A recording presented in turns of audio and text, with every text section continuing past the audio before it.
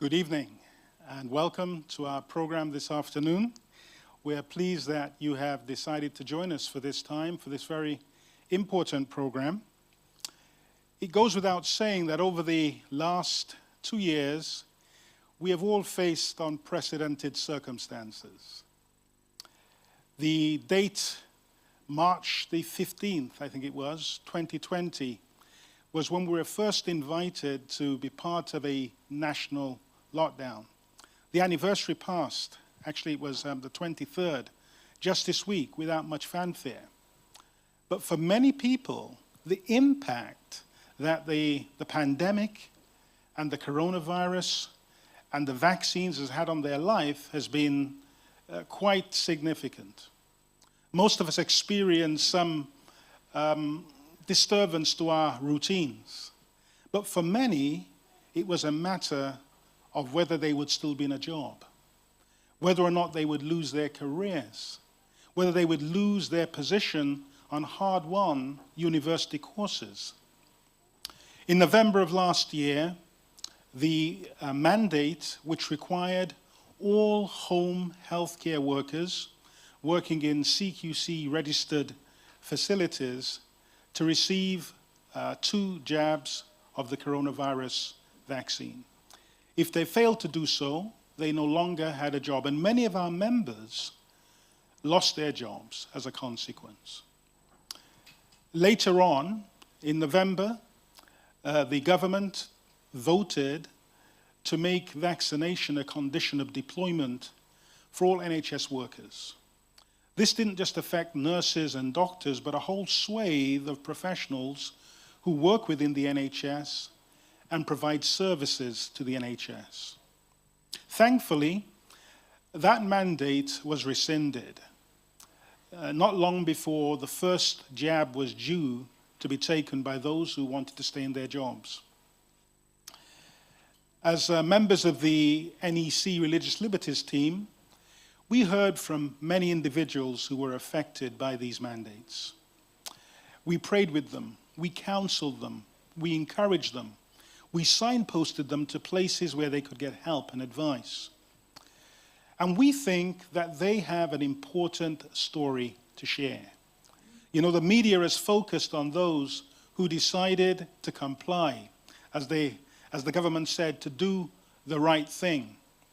But for some individuals, some of those seated behind me, the right thing was not to comply. They were willing to make a stand. They were willing to stand alone. In some instances, they were the only person in their department, in their families, that were willing to make this decision. And this afternoon, we want to discuss with them why it is they made that choice. What was at stake?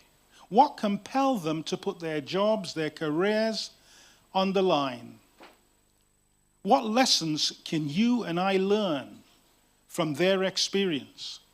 What lessons can we learn as a church family from their experience? We believe that we are living in the end of Earth's history, and that we will all be facing challenges that we will have to make a stand for.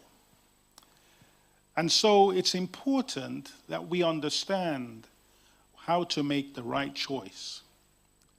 Now, this afternoon's program is not about whether it was right or wrong to take the vaccine. This afternoon's program is not about condemning anybody for the choices that they made. We simply want to hear the stories of those who made a stand and why they made a stand. We believe in freedom as a church, and as a Religious Liberties department and a group within the NEC, we want to support you. And so we bring this program to this afternoon as a means of informing, but also to let you know the work that the Religious Liberties team are doing. We are here to serve this church community and the wider church community within the North England Conference. Before we move into the program, which will be hosted by our very own Sister Dimberly, Aka Glenda Augustine. She's going to chair the discussion this afternoon. And I want those of you who are seated here and also those watching online to know that we're going to give you an opportunity to participate in this program. You'll be able to raise questions if you're watching online. You'll be able to post your questions on the YouTube channel, the Wolverhampton Central Church YouTube channel, and also your comments. And as time permits, we will take those questions and we will have an opportunity to discuss them with the panel. But please remember, this is not about condemning anybody's choice. It's simply about hearing people's personal testimonies. So I'm going to invite you to stand as we begin this program with a word of prayer. We always want God's presence to lead us in whatever we're doing. So those at home, please adopt a posture of prayer. And those that are here, please will you stand with me as we seek the Lord's guidance for this program. Loving Father, we are so thankful for life and for the opportunity to be here this evening to share in this program. We believe that we are facing uncertain challenges as we observe what is happening in our world today, how liberty is being taken away, how people are being forced against their consciences to make choices that they do not want to make. And we can see how things are escalating. There are problems in the economy. There are problems with rising food prices and energy prices and fuel prices. There is war and there is rumors of war. There are problems in the climate. We are seeing earthquakes and all kinds of things happening that are telling us that the return of Jesus is very near. You are challenging us, Father, to stand up for you, to make choices to let the world know that we believe in a God who saves. We believe in a God who provides. We believe in a God who has a plan for our lives. And Father, this afternoon, as we listen to the testimony of these people that have been willing to make a stand for you, we pray that you will speak through them to each one of us and say to us, this is the way, walk in it. These things we humbly ask in the precious and mighty name of Jesus. Amen.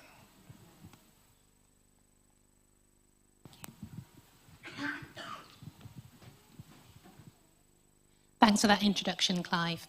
Now we have a panel members with us here at Oxford Street, Wolverhampton Central, and we also have some virtual panel members. So we're going to begin by introducing the individuals who are here with us personally and those online. So to my left, to your right.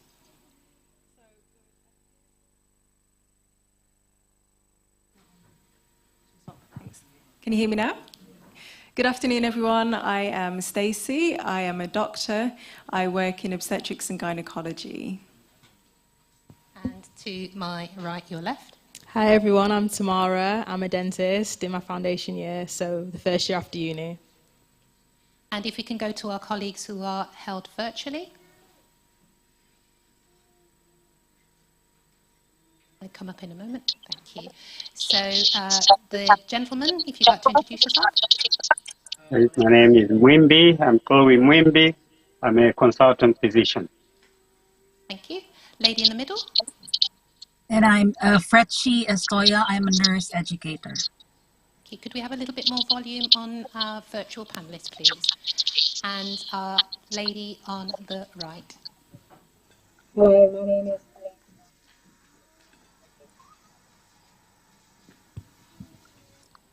Let me just see if we can get a bit more volume.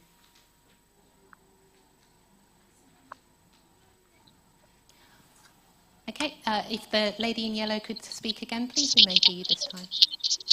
Hello, my name is Elita and I'm a consultant surgeon. Thank you. We've been joined virtually, well, physically, by another panellist. If you'd like to introduce yourself.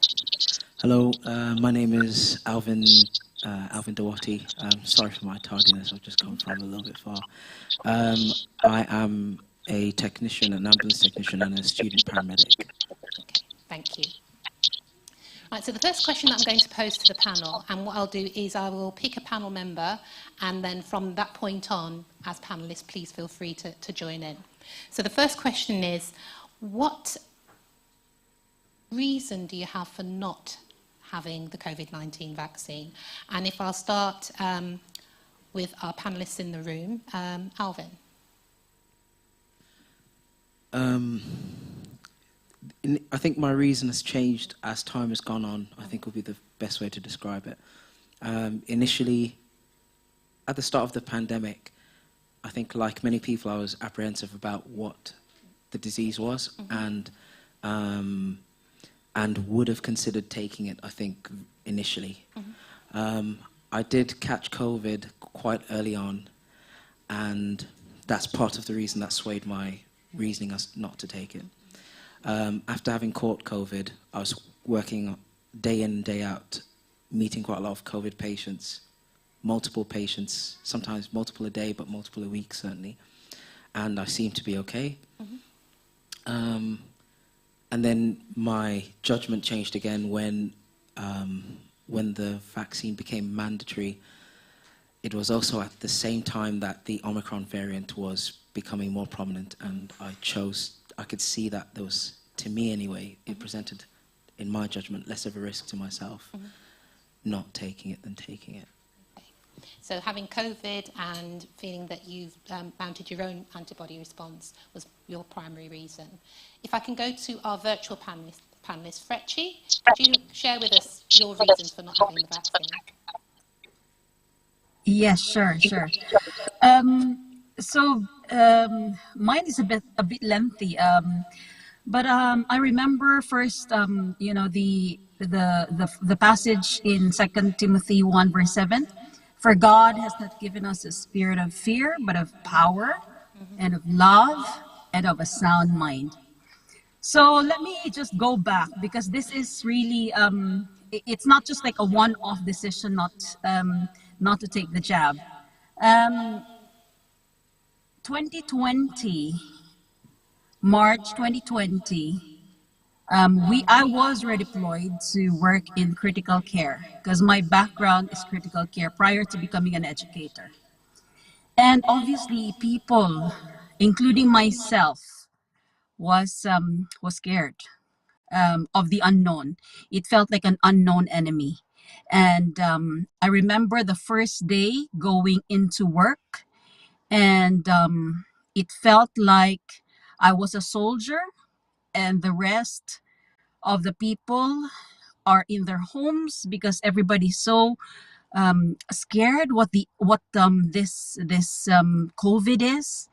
And even if I had like nearly 2 decades of experience in critical care, you still have that fear because nobody knew what it was. And so late December 2020, we were already, during the redeployment in critical care, we worked with a lot of patients who were diagnosed with COVID. And December 2020, so end of December 2020, we will already prepped in our department that we will be helping out with in the Vax Hub. And of course, I was excited because like it felt like there was already, like a glimmer of hope, because we were all engulfed in fear. But at the same time, I had an internal struggle because prior to all this coming into existence, coming into play, I had a friend already in who had breast cancer in Birmingham, and I came across the truth about cancer. So from that docu-series, I already had like notions on the role of pharma in the bigger picture. So when they asked us to help, I took my time to do the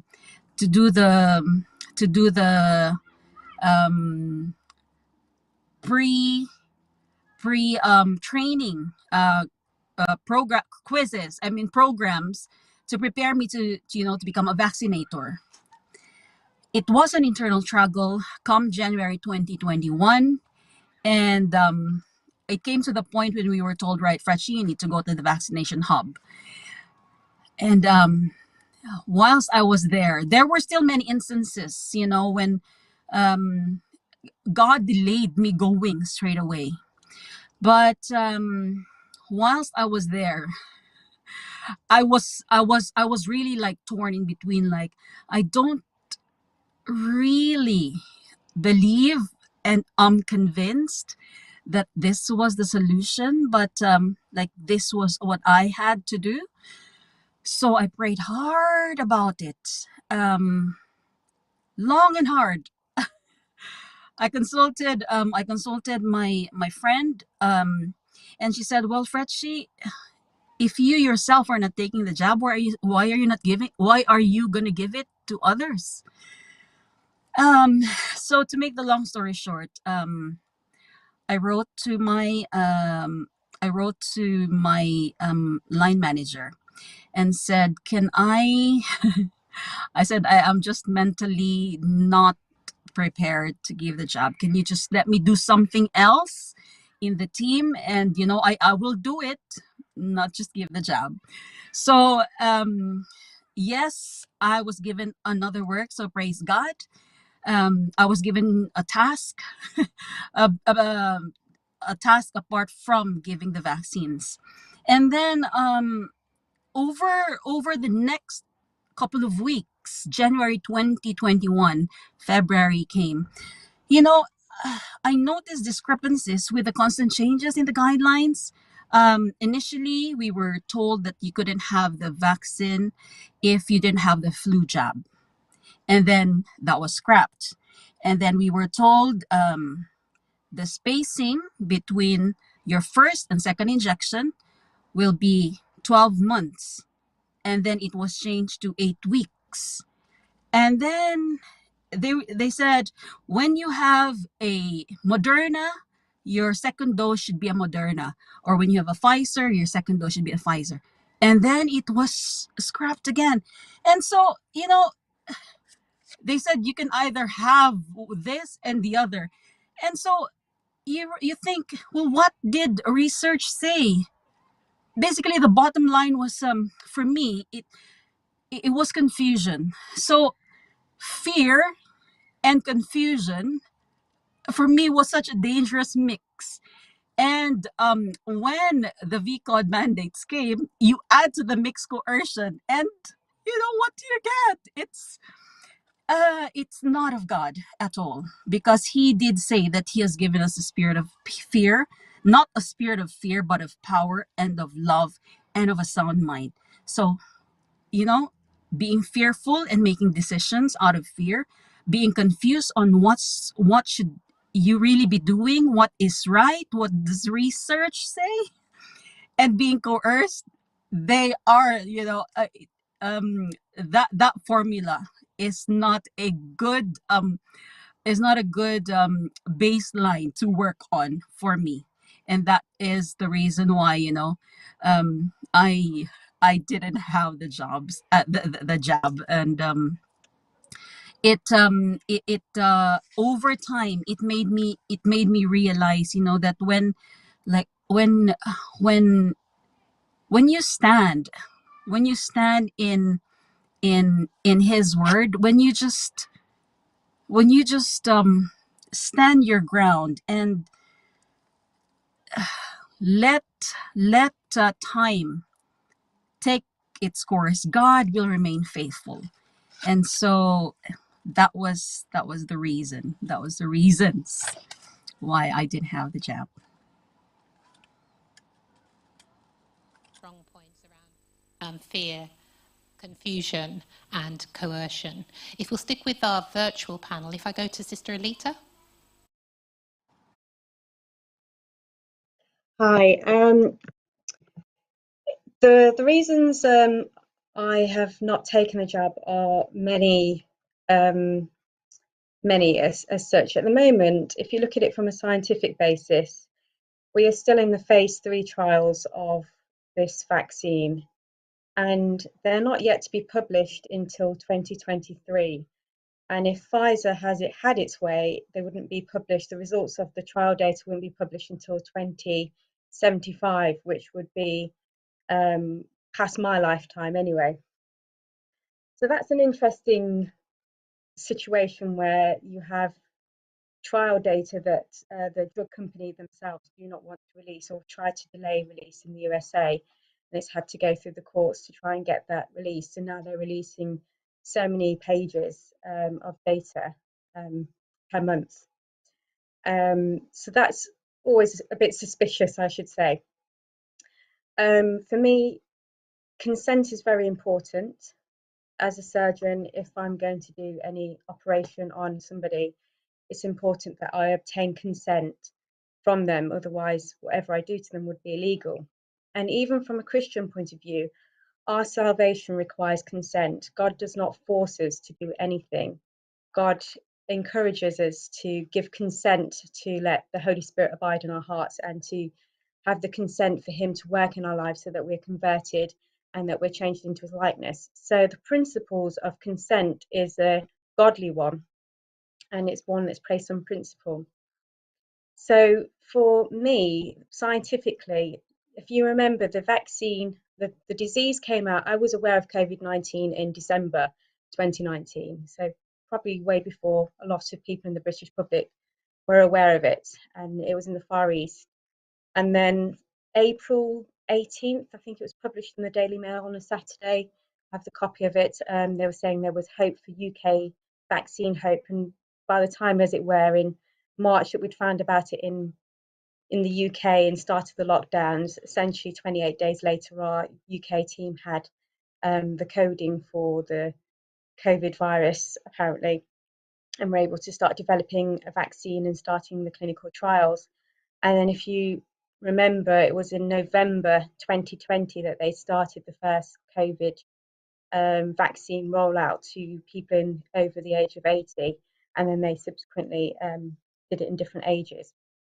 And for me, I think it was important for something that has been rolled out so quickly that the long-term data has not been established. And once you have something that's injected into you, which is an immune modulator, then what do you do if it doesn't work or if it causes long-term consequences? So for me, the science, as it were, we're still waiting for the data to be fully published. And I think that's important that people recognize that. And I was a person who was wanting to wait for the data to follow the science, as it were, and to fully evaluate the science. And when it came to the mandates, I strongly do not believe in mandating medications for people, because we don't do that in medicine at all. We give people choices. Even if people has a cancer and I'm going to give them a trial drug, you consent them, you give them the pros and the cons. And I don't think that process has been fully played out. And I think that's based on people's fear. As my sister said, a lot of people have been scared of it. And finally, for myself, I've actually had COVID-19. So I have a very good antibody response.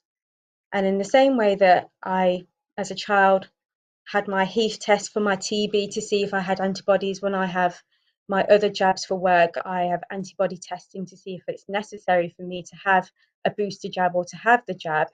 If I've already had the disease, there is no requirement for me to have a vaccine. You very, very eloquently put. If we come back into the room now, I'm going to go to Sister Stacey, then Sister Tamara. Share with us your reasons for not having the vaccine. So I also had many, many reasons, but I'll try and keep it brief and just mention a couple. So like Alvin and Aletta, I also had COVID. I had it right at the beginning of the pandemic, before it was fashionable, so to speak. I had it in March 2020. I am obviously Black. I was also very heavily pregnant, so I was told that I was at very high risk. However, I had it very mildly. I had literally a temperature for one night, and that was it. I had a cough that lingered for about 5 weeks, but otherwise I was very, very well. And baby was fine as well. There was a kind of an immediate dismissal of natural immunity, which I didn't understand. I didn't feel that that was following the science.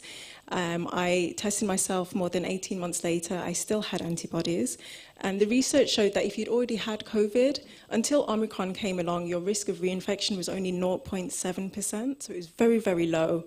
And the Siren study, which is a big national study, showed that if you had been previously infected, you were 84%, let me not quote this the wrong way, but 84% of people previously infected were protected against infection for at least 9 months, and they didn't study any further beyond that. So actually, in fact, your protection could have lasted longer. I also was unhappy that there was no long-term safety data as well. I wanted to wait and see what the outcomes would be. I knew that as a young person who was fit and healthy, I was much less likely to suffer adverse effects from COVID, but I was much more likely to suffer an adverse effect from the vaccine. We know that the average age of death from COVID is 82, which is actually higher than the average life expectancy in the UK. So it didn't make sense to me that I was being asked to have a vaccine that I didn't need and was potentially of risk to myself for no perceivable benefit. We also knew from the existing research that the vaccines didn't stop transmission, they didn't stop infection. Like I said, your risk of reinfection until Omicron was really, really low. And as it was, I think, the last person in my department to catch it again. All of my triple-jabbed colleagues were having it 2 or even 3 times before I caught it the second time in January of this year. So, yeah, nothing about having the vaccine made sense.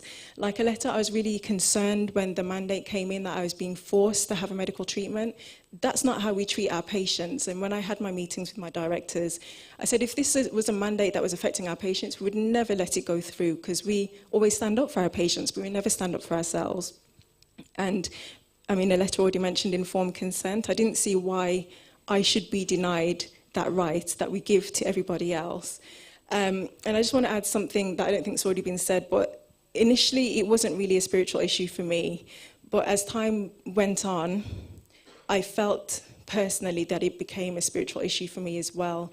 I started becoming concerned first when they were making rules to say that if you weren't vaccinated, you couldn't go to this place and you couldn't do that. I became very concerned by the fact that the media was stoking this kind of them and us mentality, and a lot of the language that was used around it was very polarizing. You know, if you've had the vaccine, you've done the right thing, you've cared for your neighbor. If you haven't, then by extension, you're doing the wrong thing, you don't care about those around you. And this messaging was coming from the media, but also from those in church and the leadership. But the thing that concerned me the most was when it came to the mandate, I had to really sit and think, if I decide now to have the vaccine, something that I've decided is not good for me, then I have to really consider my motivations for doing that.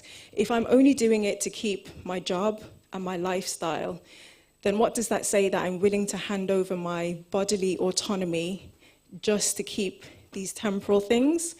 And if my body is the only thing that I have, the only thing that I came into this world with, the only thing that I'll leave with, so if I'm willing to allow other people to dictate to me what I do with that, then why would I stand up for anything else? I mean, we're all Christians here. We all have an idea of what will happen as time goes on. So if I can't stand up for myself and my body now, why would I stand up for a day or for anything else? And that's when it became spiritual for me. Thank you. Thank you. Yeah, I'll definitely agree with all the points that have been made so far. For me personally, those points, the basically same points as myself. Having come straight out of uni, obviously I was in foundation year and currently still am. A large part of university is research, especially as medical professionals. We have to research everything before we implement it. When we're writing essays, we have to say why would do a certain treatment, why would offer certain medication. So we would almost train to like not just take something as it is, to do your own research into it. So when it came to something that was mandatory, it kind of confused me that I've done my own research, I'm not comfortable with it, but I still have to go ahead. We've trained a whole profession of people to do what you've told us to do, to research into it ourselves. If we don't feel comfortable, I wouldn't offer it to my patients, so I wouldn't offer it for myself.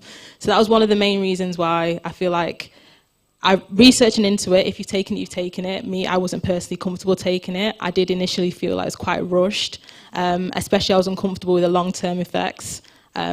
I haven't had children yet, so, you know, in future as in the plan. So there was a few long-term effects that I was uncomfortable about, and no one was giving me answers concerning it. They were just like, take it. And then it was kind of like, as the years go on, more and more long-term effects are coming out, like, for example, the heart conditions, but that wasn't there initially.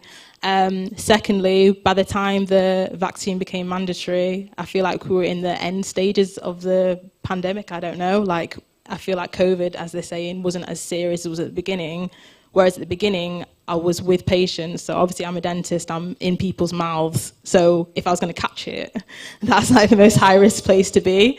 I was in people's mouths with fairly questionable PPE for like the whole first part of the pandemic. And then now we're towards the end with a supposedly milder form of COVID. Now you want me to have the vaccine. It's like, I've gone through the worst. I'm okay now. And lastly, again, like I think most people have said, freedom of choice. God gave us all freedom of choice. I'm going to exercise the gift that God gave to me. If I'm not comfortable with something, I don't feel comfortable taking it. Thank you. Back to our virtual panellists. So Dr. Wimby, and we've got an anonymous. Yeah, so I personally had several stages or levels of why I wouldn't take the vaccine, if you call it that. In the first instance, as it turned out, I was just returning from Singapore. I had gone to the Far East in November, December. And when we arrived back with my wife in the UK, we heard that there was this virus which had arisen out of Wuhan. And to me, Wuhan, using the hype and the news media and all that, was the wet market and everything like that. And then I thought, okay, I'm a retired pharmacist, by the way, just before I used to put things into perspective. And I worked as a medical research scientist for 8 full years. The next 2 years, I was just advising, supervising PhD students and master students in Scotland, in Dundee. Now, one of few things came up against my grain of science. I'm a pharmacist. I deal with medications. And before, as my sister hinted at, when you are still in stage, phase 3 trials, you don't offer that treatment to the public. You don't. That's just not how it's done. Anyway, this virus was discovered like today. Within 2 weeks, they had a test for it because they discovered that there was a pocket of that virus in Washington, D.C. Now, as a scientist, it didn't fit in, okay? How do you have a test for something you don't know? And especially so, a genome-based, RNA, nucleic acid-based type of, test. I did PCRs. We used to spend most of the day and night doing our PCRs, enhancing the DNA or RNA, whatever you want to talk about, as part of my research, my medical research in Scotland at Dundee. So to have a test which could characterize this virus within 2 weeks of it having arisen for the first time ever in the history of the world, while we're still struggling. In fact, part of my research had to do with how the cilia work in the airways, in the ovaries, and so on and so forth. How do you develop a test within 2 weeks when we are still working out tests on how to characterize diseases like asthma, cystic fibrosis, you name it, all those things? So many decades later. Okay, that was one problem that raised the hackles in my brain. I said, no, wait a minute, there's something not right here. Secondly, the disease was blamed on a certain method of ingress into the world. All kinds of media-mediated kind of stories, which didn't agree or fit in with what I knew as a scientist, how disease causology is, because I've done epidemiology as a physician, as you can expect. Anyhow, the third level of concern was when this vaccine was mooted, I knew it was not a vaccine. And I said it, anybody will remember if I spoke to anybody anywhere, I said it to them, this is not a vaccine. These people have called it a vaccine as a clever way of getting it under the radar into public health practice. Technically and practically, it's not a vaccine, because all vaccines that you and I know from historical times actually were designed to stimulate my body to produce antibodies against that thing, whatever that bug or infection was. This one was designed to enter my body and produce the pathogen, to which my body again was supposed to react so as to prevent new viruses from entering me and so on and so forth. Of course, it didn't work, and we knew that. The principle of research was wrong. there was not robust data as the system would have told. Every time Boris Johnson stood, I would say, we have robust data. And I say, which robust are you talking about? You know, if you have seen 20 people and you say robust data, we're talking of 70 million people in the UK. I mean, what are you talking about? And things that, anyway, so that was the second thing that I would say, maybe third now. The fourth thing was having called it a vaccine just so as to befuddle the minds of the people, to literally hoodwink everybody into thinking it was protective. I came to understand that they were going to mandate it to be given to everybody, whether or not they agreed with it.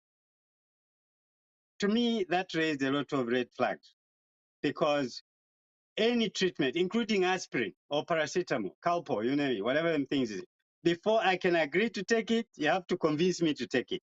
I really struggle with tablets personally. But anyway, I say, listen, how do you force people to take this thing when it's meant for their own good?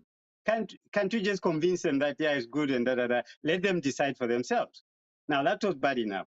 When it came to mandating, I kind of had a little respect for the initial approaches, but towards the end, I got a letter from my then chief executive in the hospital I was based, who said, we've checked the national database and you do not appear to have had this vaccine. Now that concerned me. I said, how did you know, or who gave you permission to look for my information, my medical information, and then come to me and say, you're not on the database? So that again raised, I smelled rats as it were everywhere, all the way down. And the rest of it was, I made a decision not to get vaccinated. Two main reasons. One is spiritual, as my friends have already said, and the other one was scientific. There is no basis for it. The vast majority of people had already suffered from it and recovered. And as a matter of fact, it was not as big as people were hyping it to be, because they were working on the spirit of fear, as my sister said at first. Now, that's one. The second thing is coercion doesn't fit in with my principle as a human being, as a Christian, and as a doctor. My sister mentioned, the surgeon mentioned that, we go to such lengths to seek consent of people before a procedure can be done to them. Now, when it comes to me, who's doing those procedures, I'm not supposed to have consent. Otherwise, I lose my job. Well, the short for me, personally, because I'm a mature doctor, I said to them, listen, why should I risk the future of my life, which is very short anyway, what's left of it, for the sake of an 8 hours per day kind of job, Monday to Friday? Why would I risk it that way? I spend the 16 hours at home with my family, with my beloved people, and so on and so forth. And so I said, I'm not going to risk my life taking a treatment, which is not a vaccine, by the way, but which is going to cause problems. Now, just lastly, before I stop, because I talk a lot sometimes, in my job, every day, I had 2 or 3 people, and I work in an acute care setup. Every day, 2 or 3 people were admitted with serious adverse effects of the vaccine. Serious. A young man comes in who is a plumber, because the job says, look, because you're going into people's houses, you have to get this vaccine so that you protect them, and so on and so forth. And that young man died in my hospital after the vaccine. He had been well, healthy all that time until he got the vaccine. The other one is an engineer. He couldn't hold his pen. He couldn't measure things because he lost that ability after the vaccine. And of course, there are many. Of course, some died, some had just serious skin infection, reaction rather, and so on and so forth. And lastly, in my own extended family, many people died who had the vaccine, who had been previously were fit and well. After taking the vaccine, the following day or two, they died. So it became personal now to me. Say, listen, this treatment that you're offering is not necessary in the first instance, because even if you didn't treat me, I would still survive it anyway, which I have all these years that I've been working. 2, those who have had it actually end up having such serious side effects or adverse reactions that many of them die. What kind of preventive treatment is that? And the last one, which I'll stop on now, how do you ask me to wear a seat belt while I'm a pedestrian so as to protect people who are riding in their cars on the road? How do you do that? Just didn't make sense. So for spiritual, scientific, and personal reasons, I would not take the vaccine. And I was prepared to, everybody knew that come 31st of March 2022, my job was stopping. But I said, I've done my bit for God and country. I'm prepared to retire and go, farm or do something else which doesn't require vaccine, whatever, COVID vaccine, so forth. So our Thank you. A really good illustration there around the seatbelt. Have we got our anonymous? Yes, hello, can you hear me?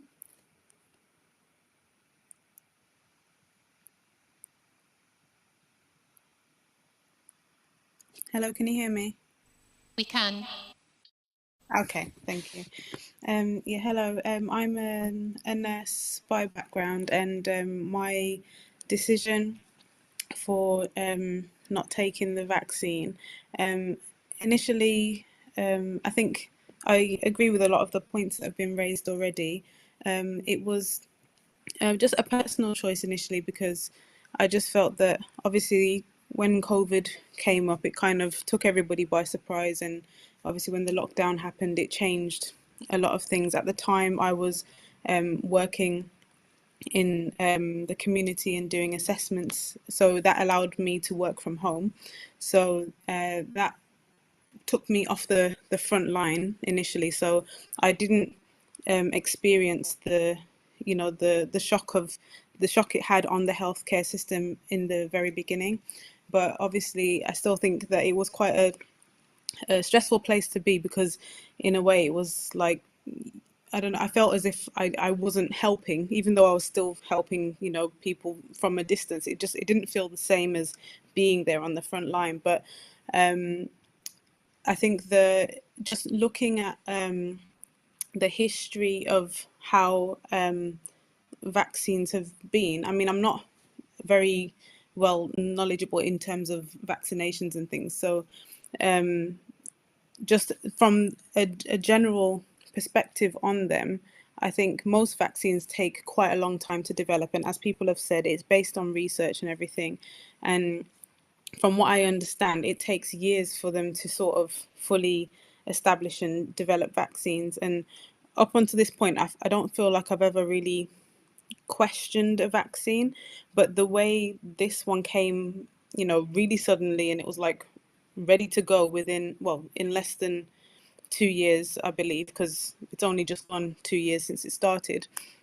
It just seemed too quick for me, and I wasn't sure as to the reactions of people, because obviously the studies were still in the very early days. And also, like has been mentioned in the media, it was always promoting the the better side of things, as opposed to giving a balanced view as to it. I even feel like up until now, it's almost as if nobody has had a negative reaction to the vaccine, according to the media, because it's never been mentioned, which is a bit worrying, because in healthcare, that nothing is definite. There's always two sides to every medication that you're giving, and not that side of things not being pushed is always a question mark. So I think from that perspective, that made me feel a bit unsure about having it. Then when the mandates started coming in, I think that made me feel a little bit nervous, because I still wasn't convinced that I wanted to fully participate in it. And even though it was some time later from when the vaccine had come out, I still didn't think that I'd heard enough information to convince me that this isn't going to impact me negatively. I think another thing that put me off was later down the line, family members of mine took the vaccine and experienced negative reactions to it. One family member took the vaccine. It triggered a health issue that they'd had some years before. They hadn't suffered with it from when they were a child, and then it flared back up, and then they went and took the full course, took all 3 vaccines, and after the third one, they passed away. quite recently. So that as well is a bit concerning. And I think the biggest thing for me is I don't know what is considered, I don't know what the official adverse reactions are for the vaccine, because it seems as though I've heard so many people saying that anybody who's had it and suffers a negative effect afterwards, when they explain this to a doctor, majority of doctors are dismissing it and saying, oh, it's a coincidence, it's got nothing to do with the vaccine, or just basically brushing it under the carpet. But I feel like in healthcare, one of the things we always say is the patient, even though we have a lot of medical knowledge and research, like the patients often are experts on their body. Like without their input, we can't help them. So if somebody knows themselves and knew that it was after they had something that caused this, I would hope that if I was to go to a doctor and explain myself to them, that I would be listened to the same way that I would listen to my patient while I'm at work. But it doesn't seem that that treatment is being applied to the vaccine. And like everybody said, I don't think it's fair for you to be given such an ultimatum as to choose between, work or your livelihood, something you've worked hard and trained for, and, taking a vaccination. So I think, and the other thing that also made me question it is, it was almost as if once you've had the vaccine, COVID doesn't exist. So you can have the vaccines, you can have all of them, the boosters, everything, and you can go about your business without any restrictions. You didn't have to isolate, have to travel, those sorts of things. You could move around freely as if, pre-COVID. But then you're saying that people who have had the vaccine can still catch it, they can still suffer from it, and they can still spread it. So if anything, like was mentioned before, those who haven't had it were being painted indirectly in a negative light. If anybody's going to spread it, it's going to be those who have had the vaccine and are moving around freely, because the rest of us are locked inside because we haven't had it.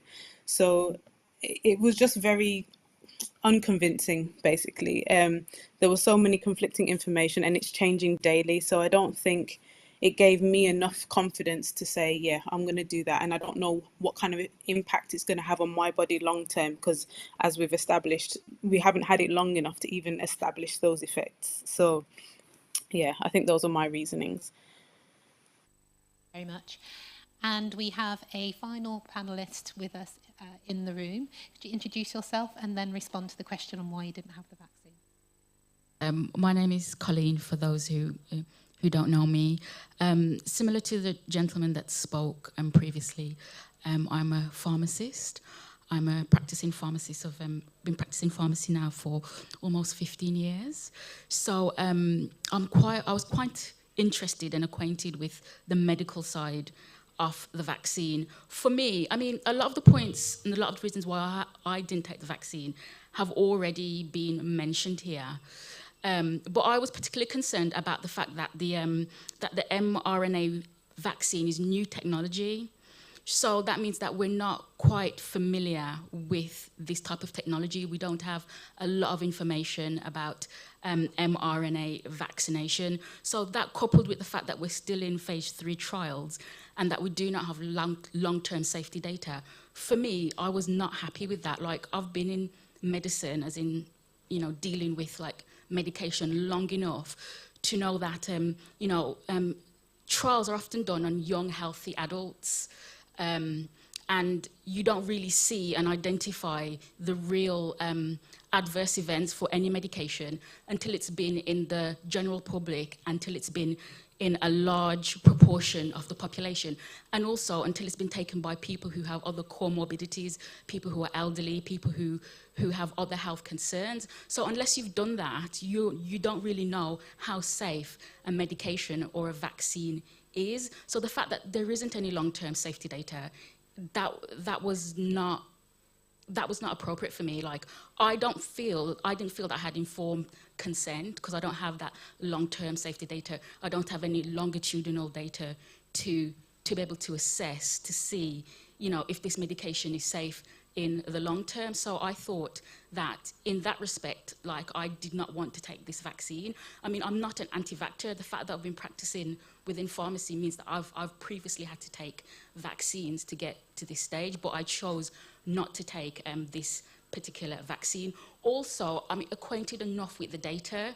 You know, I can read clinical trials, I can read data and analyze, and I was able to assess my own safety profile to say that if I felt as though I needed this vaccine or not. And from my perception and from my perspective, looking at the data, it's people who have comorbidities, it's people who are older, it's people who are, you know, have particular long-term conditions that are most at risk.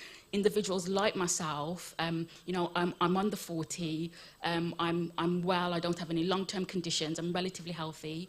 I felt as though that I didn't have the risk profile to warrant me wanting to take the vaccine. The other thing as well that people don't talk about is I didn't think that mandating the vaccine was proportionate. And what I mean by that is that, like, you're telling me to take something into my body against my will that's irreversible for a job that I could technically leave the NHS and go and work in Jamaica tending bars if I decided to. So it's not proportionate that you have to force me to take something to my body that's not reversible. So I didn't see that as proportionate. And also, like, I believe, like it's already been said, I believe in bodily autonomy and bodily integrity. And if there is someone outside of that, like a state or a government or an employer, that's forcing me to take something into my body that I don't want to, like, that's a Pandora's box. I mean, what else comes after that? What's next? You know, this is, as far as I'm concerned, that's a very totalitarian society, and I do not want to live a part of that society. So I'm not going to go ahead with the requirements of such a society. So for me, as well as all the other reasons that were said about, you know, the data and the trials and so forth, like, I was not going to take that vaccine. And also as well, I've been a pharmacist long enough to see drugs come on and go from the like I'm more than acquainted with the side effects of these medication. And just like that gentleman, people don't seem to understand it, but, like, I'm the last person to take a medication. I think being in pharmacy long enough, you learn and you understand the certain things. I mean, I believe in acute medicine, but I feel as though that there are a lot of medication that people take, especially for long-term conditions, that should really be addressed by lifestyle. So I have a different perception when it comes to taking medication now. And I do take medication, but when I choose to, when I feel it's appropriate, and when I've done my own research and to say that I feel that that's appropriate for my body. Thank you. Thank you. Now, it's been mentioned a couple of times about phase 3 trials. Can someone on the panel, I know it's not one of the questions that we had scheduled, but just for the knowledge of the audience, what are the phases of trials and when is the point that we actually launch it into on the public? I wanted to take that.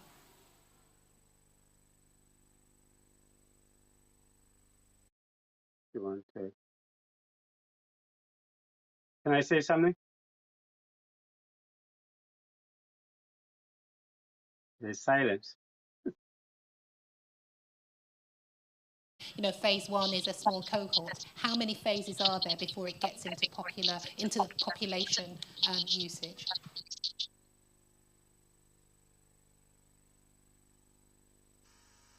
If you can hear us.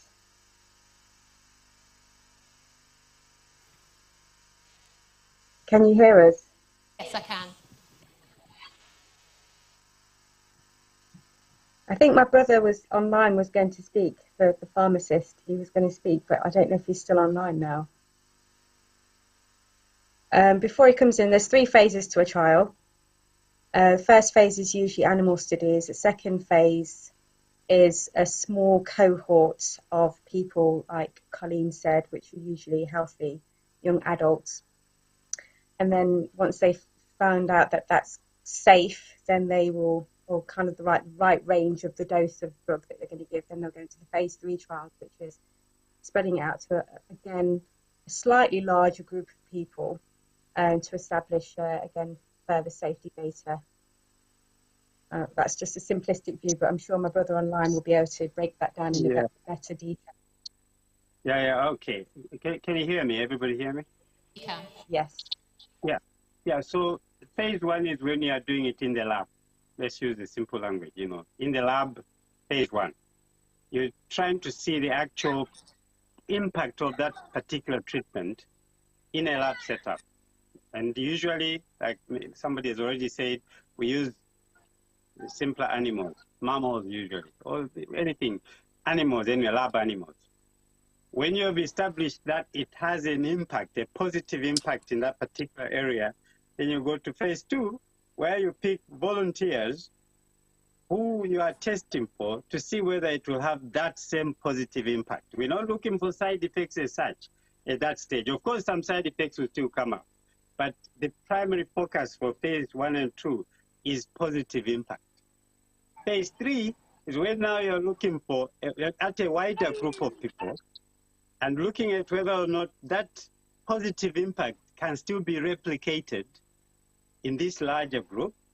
And at the same time, you are keeping a beady eye out, look out for side effects, adverse effects. And when you've identified that, yeah, the positive effects are, good enough, they override, they outweigh the negative, then you roll it out for phase 4 trials, where now people can take it. You still tell them this is experimental, but if because we've tried this, that, and the other, and it's not working, it'll be worth it for you to try this one. You are still gathering data on the positivity aspect of it, but you're also now watching out for negative side effects or whatever impacts of that treatment. Let me give you a little example. Some of you might remember the thalidomide story in Germany.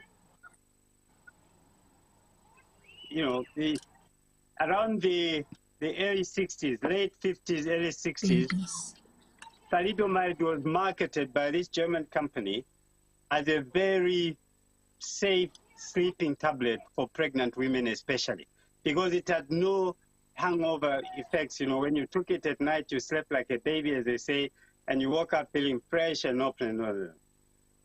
Years later, that's when somebody realized that although the drug was safe to the mother, the children that were born of these mothers were born without limbs or severe deformities. And it was years later that it was discovered that way. Anyway, I'm just cutting a long story short here. So quite often, what the positive aspect can be genuine. It can be actually true. It is genuinely positive. But you don't quite foresee the negative effects until much, much later in time. Now, just to put it into perspective, for the COVID treatment, I really personally don't call it a vaccine. I know people have called it vaccine for a long time now. But the COVID mRNA treatment, many of my personal acquaintances, doctors and nurses, have lost their pregnancies when they took the vaccine, the so-called vaccine. And guess what? Like my sister said, the pharmacist colleague there, they would ascribe those reactions to something else except the elephant in the room. Then it's one of those coincidences. How can it be a coincidence when the wastage of babies is so high? And of course, the side effects, people they become dyspraxic or praxic and they forget their skills and so on and so on. And you still say it's coincidental? Anyway, that was that thing. So when you see such things firsthand every day in hospital, it definitely raises your hackles. You say, well, somebody's hiding. Before I stop talking now, what raises my concern about this particular thing is that there is no area of science where an opposing view is not allowed. None. Even polio these days, somebody can go and do research on polio and come up with a negative report concerning the positive impact of polio vaccine or whatever you want to call it. But for COVID, it's one of those few diseases on earth where a dissenting voice has not been allowed. And I've been a scientist long enough to know that if you cannot question a phenomenon or findings of somebody against a phenomenon, there's something fishy about that phenomenon or the definition of it. And when it comes to COVID or the area that I've been researching, respiratory disease and so on and so forth, we thrived on questions. I discovered a few things which had been gold, they were gold standard accepted by the scientific community until I did my research and I found the opposite. And it was nice to talk to fellow scientists and say, look, whereas it had been believed this way all these years, we have actually found incontrovertible evidence that this is actually different. That is science. When you refuse or you stop scientists from questioning findings, there is a problem there. Thank you. So it was just to establish that there is more than one phase of the clinical trial. We're in phase 3 and we're awaiting the rollout of phase 4 should it prove to be a fitting treatment for COVID. Right, so we'll move on to our next question, and it is about, you've made the decision personally not to have the vaccine. Firstly, what impact did it have on you? And what support did you have based on that impact? And I'll start in the room. So if I go to Sister Tamara. Hi again. Unfortunately, in my story, I had a lot of support outside of the workplace. Inside the workplace, not too much. So yeah, like if no one was here at the beginning, I am a foundation dentist. So it's where your first year out of uni, you're technically still training, and you have to complete that year to then go and do whatever you want to do afterwards. So I contacted the head of my scheme. He basically sent an email to my employer, the head of my practice, and was like, if she doesn't take the vaccine, you have to sack her on the 1st of April. She's not able to redo the training year at any point in the future. That's basically it. They said you can have a Zoom call with another person if you want to discuss other options, but with a degree like dentistry, you can really only be a dentist. There's not really many paths after that other than being a dentist. So, yeah, unfortunately for me, it was quite a stressful time because they didn't really offer any alternatives. They weren't trying to, give me time to think about it. It was literally once one of the managers called me and it was like, go at lunchtime now, go to walk-in clinic and get the vaccine. I was like, no, I don't want to. Thankfully though, outside of work, I did have a lot of support. My parents, especially Stacey, other people who were going through a similar situation, which really helped me. I feel like maybe I would have folded a bit earlier if it wasn't for that, but no. Yeah, my parents, were a really big support in the workplace. Eventually, they just came to realise that I wasn't going to get it done. They just said, you know what, the remaining weeks or months here, we'll just try and make it as comfortable as possible for you. We don't want you to feel uncomfortable. Mm-hmm. The person who's head of my scheme, he's not said anything to me now since the whole palaver, but yeah, that's pretty much it. Thank you. Alvin?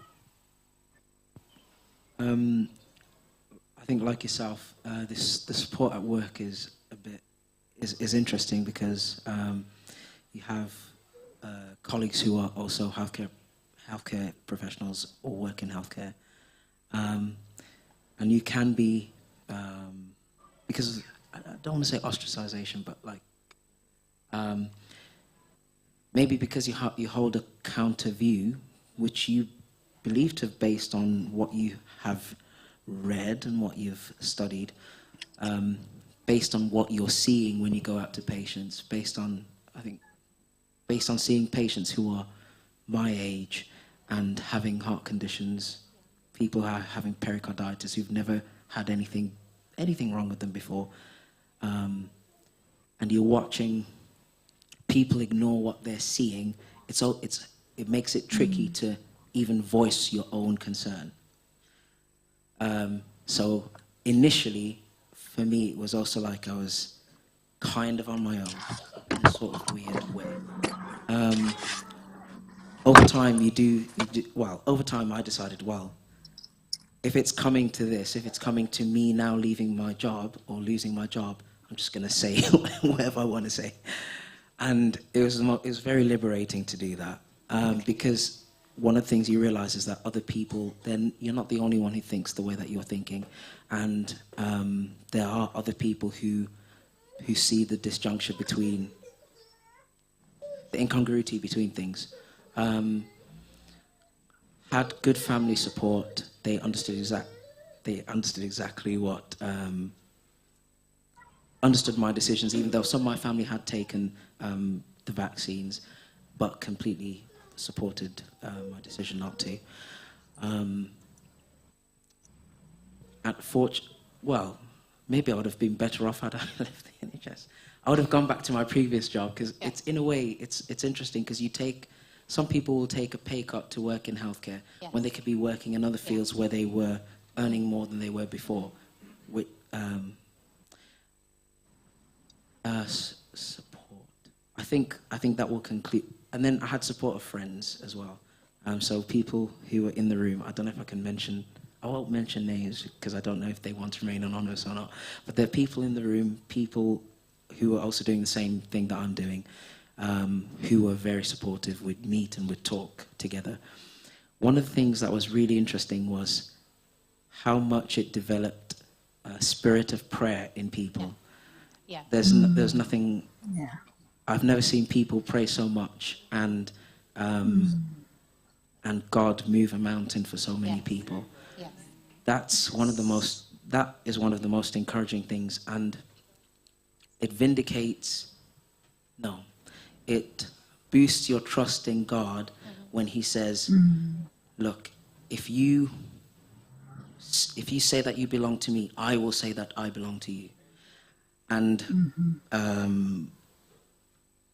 if we're not going to stand on things that are smaller, and I know that at the time, I remember at the time it felt massive, but compared to what is to come, this is nothing, really, it really is nothing.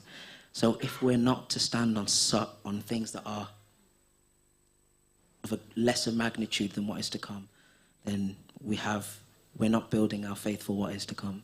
Thank you. If I go to our virtual panellists, so Sister Aletta and then our anonymous panellist. Sister Lisa. The question, if I remember correct, is what impact did this decision have on you? I think I'm just really blessed that I have a very supportive husband. We had purpose in our hearts from the beginning, and I think because we're both from a science background, and we had been following the COVID pandemic, the research that was coming out, the trial data, the hearings that were happening in the USA with Dr. Fauci and everything that happened with that. So it's just analysing the data. I think we purposed in our hearts that we were not going to take the vaccine. I have a very supportive family who were able to, they all have purpose in their heart as well. So I think from a family point of view, we're all in solidarity. From an employment point of view, again, it has not affected me so much. Obviously, it's stressful with the fact that with a mandate that was put out that you were going to possibly lose your job. And, you know, for many of the people there, it's a case of you've sacrificed a lot of time and effort and money to get to the position that you're in. You enjoy the work that you're doing. And for me, I've been in the NHS now for over 17 years, longer if you take into account training. And so to essentially, as it were, to give that up, yeah, there's a part of, I don't know if the word is regret, a bit of sadness, I suppose, but I had purpose that God will provide. And I know that God has always provided for me. And I knew that from myself, from what I understood about my body as a temple of God, that for me, this was not the right thing. And I knew that God would honour that, and God would respect that, and God would provide. And so for me, I was happy to put God to the test, even if it meant losing everything that I've known as an adult. And so therefore, I was resolute in that decision. Panelist? Yes, so for me, I found it, I would say, quite isolating. Yeah, I think I had support from my family with the decision, but in regards to like the workplace, I found it quite strange because I think, well, it was like some people have said already, it's almost something that you you're almost made to feel bad about, or like feel embarrassed about. It's almost like you are the alien in the room. Like, you're not supposed to have said you've not had it, sort of thing. It's just the done thing. Everybody's had it, so you then go through a process of explaining yourself and almost trying to validate your choice, which shouldn't really be a thing, but that's how it felt. And I felt like I found myself just avoiding the conversation with people. I would be in situations where people would be talking about, oh, I need to go and get my second one, I need to go and get my third one. And I'm just sitting there thinking, oh, I've not had any, so I'm just going to stay quiet and just listen and hope nobody directly asks me a question about it. And then also, I just think I don't know, I found it strange that even though I'd changed jobs around the time the mandate was kind of picking up pace, and they were, following up people to say, have you had it, and you need to have it. Before they gave the deadline, I'd recently started a new place, and on my occupational health form, I had stated it was now a question. It wasn't previously, but it was now a question, have you had a COVID vaccine? And I had put no, but nobody said a word to me from my employer. Nobody chased me up. So when I was hearing that people were having these experiences, that almost made me feel more nervous, because I'm like, are they just going to turn up to me on the 1st of April and be like, don't come back because you've not prepared me for anything? So, but then I also wasn't prepared to say anything to put myself in the spotlight. So yeah, I kind of just mentally prepared myself for the possibility of being unemployed in the next few months, trying to make life plans and everything. Really convenient situation to be in, but I don't know, it was one of those situations where you just kind of close your eyes and hope for the best, because I didn't really, you feel stuck. There's not really a go-to place to go, okay, we can go here and get help. There was nothing. I didn't feel that was a thing. So I think the best way to describe how I felt was that it was isolating. And because you didn't know who else was the same as you, because you couldn't talk about it, I felt that it was hard to sort of bounce off other people for that sort of support. I mean, you did find somebody else the same as you, it's like you're both still in the same stuck situation, because it's like, this is it kind of thing. There's no, it didn't seem like there was another way out. So yeah, I'm just grateful to God that it turned around when it did, really. Yeah. AC and then Colleen. So yeah, personally, it meant that I would be losing my job as well. Like Tamara said, when she comes out of dentistry, you have to do a foundation year, which is still classes training. And medicine is very much the same. Although you're a doctor when you finish uni, you then have to be in training for a number of years, up to 10 years or so, until you become a consultant. And because I've had a few children, so I've taken a bit of time out for maternity leave, my journey's been a bit protracted. So I'm still in training, although I've been a doctor for 11 years. And when you're in training, you can only work in a particular role, in a particular job that is in an NHS hospital. You're not allowed to work anywhere else. So it became apparent that I'd be losing my job. I'd be losing everything that I've worked for the past 11 years. This is a childhood dream of mine. So I was really devastated, because it's not like I could just walk into another job. I can't go and work in the private sector or anything like that. And it felt like all of my training up until this point would have been wasted. I spoke to my dean, who is in charge of all the training in my area, and asked, could I move to Wales, because I knew the mandate wasn't coming in there. And he declined. He said he wasn't going to let me go for this reason. And it felt really unfair, because I was like, but I can't work here. Why won't you let me go and work somewhere else? Because I needed his signature to do that. And he just said no, because he just didn't want me to go. And so I was really down. I was really upset about the entire thing.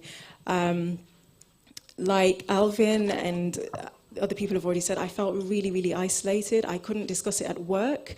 Thanks to the prevailing propaganda, a lot of the language used by the government. If you didn't get the vaccine, you were selfish, you were stupid, you didn't care about anyone else. I'm part of many doctors' groups online. the online hatred and vitriol there was really, really surprising and really horrible. I mean, we were told things, if you dare to stick your head above the parapet, you were told, well, you don't deserve to be a doctor. Why should you be a doctor if you're putting people's lives at risk? You don't deserve to have a job. And thankfully, natural selection will take care of you anyway when you die from COVID. It was really, really tough. And even more sadly, I felt like I was isolated with my church family as well, because the prevailing message from the authorities in church was, have the vaccine. This is what we do to love your neighbour. This is what you should do. This is the right thing to do. So I felt like, in prayer meetings when people were saying, do you need prayer? And I'm like, I'm going through this thing. I'm about to lose the thing that I've been working for decades. I want to ask for prayer, but I felt like I couldn't because I wouldn't be understood. Yeah. And even when I spoke to a few people, some people were like, oh, well, it's just a little thing. It's just a jab. Why not just have it? You've had to have jabs before. Why are you bringing persecution on yourself early? Which was very interesting. So support was very lacking. At work, the only person who was supportive was my educational supervisor. I remember I had a meeting with her, and I just started crying. I was under so much stress, and she was really lovely. And although she's had her, she was like, Stacey, I didn't even know you were going through this. Why didn't you speak to me about it? I was getting cornered in the corridor at work by my directors. Pulled into informal meetings, and then that progressed to formal meetings with HR and my union rep, and I was told I'd be fired. My union were also not supportive because although while they disagreed with the mandate, they were very pro the vaccine. And so they said, well, we'll come to the meeting with you, but really, our official guidance is that you should have the vaccine. And it was really, really difficult, actually. I mean, I'd go to the meeting with my list. I'd bring my list of studies. I'd bring my list of reasons for why I wasn't having it. And each meeting, I'd say, if you can show me the data behind the mandate, if you can show me the evidence that I am a risk to other people, that the patients in the hospital are catching it from unvaccinated staff like me, then sure, I will reconsider. And every time I was told the evidence does not exist. But yeah, so that was my experience. Really, really telling and an emotional experience. Thank you for sharing with us. Colleen? I had a similar experience, actually. So although I work in primary care, which is general practice, I'm actually employed by a hospital. The support that was on offer from my hospital was you'd have workshops and meetings, and these workshop and meetings were for those people who were vaccine hesitant, to inform them about how good the vaccine was and what the vaccine can do for them and why they should take it, or for those who were anti-vaxxers. So that was the support that was on offer. And from my perspective, as part of my role during COVID became to oversee and support and lead within the vaccination clinics within certain capacities. So I'm not entirely sure what they felt they could teach me in these workshops and in these meetings that were supposed to support staff that were hesitant to take the vaccine. So from a support perspective, I didn't feel like supported by my workplace, because obviously the thing was you had to have the vaccine. For me, I personally felt under a great deal of pressure. Mm-hmm. And the reason why I personally was under pressure, because I was obviously, as a pharmacist, and as a pharmacist healthcare professional, you're supposed to lead by example. You're supposed to, especially if you're, working in clinics. I was working in clinics within the advised area, and even in the dilution as well. So you're supposed to lead by example for the other staff and for the patients. So from that perspective, it was difficult, and from church as well, mm-hmm. There was there was not really, there was independent calls for those who haven't been vaccinated, but as a church body, there wasn't that support. Because I feel as though that as a church, we should have been supportive for both stance. Mm-hmm. So I don't think that we should be walking around and saying, oh, people who are who are vaccinated have done wrong and they've done this, and people who are vaccinated are this and this. There should have been an open discussion and an open forum for people on both sides of the argument to come and be themselves and to say reasons why they took the vaccines and reasons why they didn't. And they didn't seem to be that open space. It seems that the overarching and overriding narrative was, oh, we should be vaccinated, so there wasn't any support there. But where I did find support, which is interesting, was online. So on Telegram, I found a whole community of people who were going on marches, who were wearing purple bows, who had Instagram groups, and you can easily find yourself isolated and alone, thinking, am I making the right choice? What about my career? What about my finances? And what about my future? And you can be in your room alone, thinking that you're the only one, or as my the lead for pharmacy said during one of our presentations, there's only a handful of 5 in the entire pharmacy department who haven't taken the vaccine.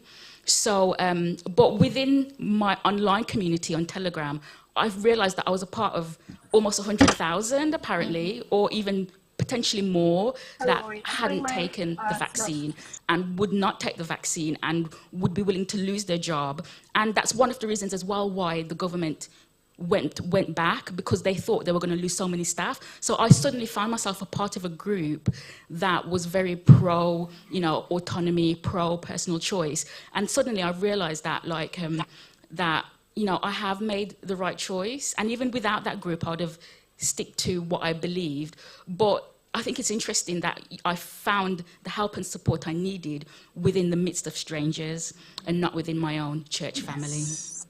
Thank you. A very strong point made there, Colleen. Thank you. And if we go back to our virtual panellists, so we have Frecci and Dr. Wimby. All right. Okay. Thank you. It's pretty much really what the earlier panelists have already said. I did feel really isolated. Before talks about the jab, our colleagues, even here in church, were discussing about it. And then over time, they went for the shots one by one. But I was convicted that it wasn't for me. Nonetheless, God is really faithful. And as the Lord did to Elijah, he did the same to me. When I felt isolated, I was led to a group of the same-minded people, both on Telegram and on... Lexi, can you please close the door? Sorry. On Telegram and on Facebook, strangers, I don't even know them, but had the same stand as me, and daily share, studies, ongoing trials in the US, in Germany, and the effects, that's coming out now of the jab. And so God has been faithful. But apart from that, I was also called selfish, like Stacy was saying. They would say, you're only thinking about yourself. What now if you're going to be sacked? So, February 4 is coming, and that was supposed to be the first the time when you will have your first doses. So how are you not going to support your family if you will be sacked? And it was really challenging mentally. It was stressful. My father passed away the 16th of January this year, and just 2 weeks later, my manager called me and said, Frecci, about the vaccination as a condition of deployment. If you don't have the jab by the 4th of February, your employment will cease on the 1st of April. 31st of March, actually. So that was really, really stressful. But nonetheless, God is faithful. I didn't have a concrete plan if I don't get the jab. But I trusted, as with the other panelists, that God will provide, and He has been in the little details in my life in the past. He will. I believe that He will continue to do the same. Had it not been revoked, clearly, lots of introspection and prayers and asking God for strength and answers. I am glad that my mother and my sister are very supportive, and that's where I get the strength from to just constantly just pray about it. There was no, I mean, from the church, we didn't really talk much about it. It wasn't something that was available.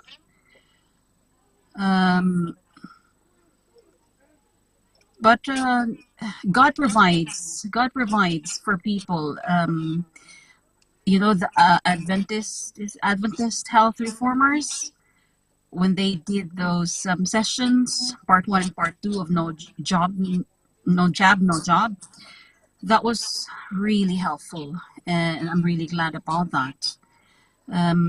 With regards to employment, I knew it was futile to talk to the union rep, as one has already alluded to earlier. But my department head was quite objective about it and compassionate, I would say, because she understood my ground, and she said, "Right, Fretchie, we'll come back to it after the 4th of February and see how things are, see what the landscape is." But obviously, I already had I had talked with my line manager, who said that if you don't get the jab on the 4th of Feb, your employment will cease. And so I just connected with the group also in Telegram. We're probably in the same group in Telegram. One of the panelists did mention earlier.